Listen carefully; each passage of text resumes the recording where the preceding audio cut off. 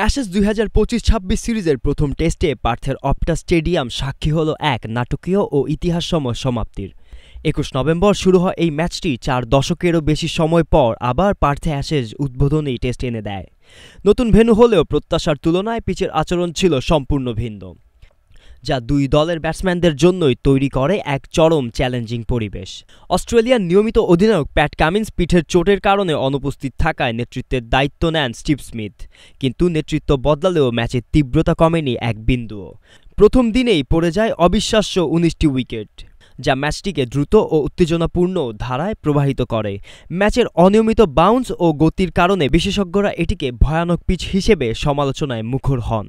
England প্রথম ইনিংসে সংগ্রহ করে মাত্র ১৭২ রান, যার জবাবে অস্ট্রেলিয়া থামে ১৩২ রানে। দ্বিতীয় ইনিংসেও ব্যর্থতার পুনরাবৃত্তি ঘটে ইংল্যান্ডের ব্যাটিংয়ে, তারা তুলে মাত্র ১৬৪ রান। ফলে অস্ট্রেলিয়ার সামনে লক্ষ্য দাঁড়ায় মাত্র ২০৫ রান, যা তারা মাত্র ২৮.২ ওভারে ২ উইকেট হারিয়ে সহজেই পূরণ করে ফেলে। ম্যাচের সবচেয়ে বড় নায়ক ছিলেন ট্রাভিস হেড, যিনি মাত্র ৮৩ বলে ১২৩ রানের দুর্দান্ত ইনিংস খেলে দলকে জয়ের পথে এগিয়ে নেন। লাবুশেনও দ্বিতীয় ইনিংসে গুরুত্বপূর্ণ ৫১ রানে অপরাজিত থেকে ম্যাচে স্থিরতা আনেন। বোলিংয়ে মিচেল স্টার্ক প্রথম ইনিংসে ইংল্যান্ডকে চাপে ফেলতে বড় ভূমিকা রাখেন।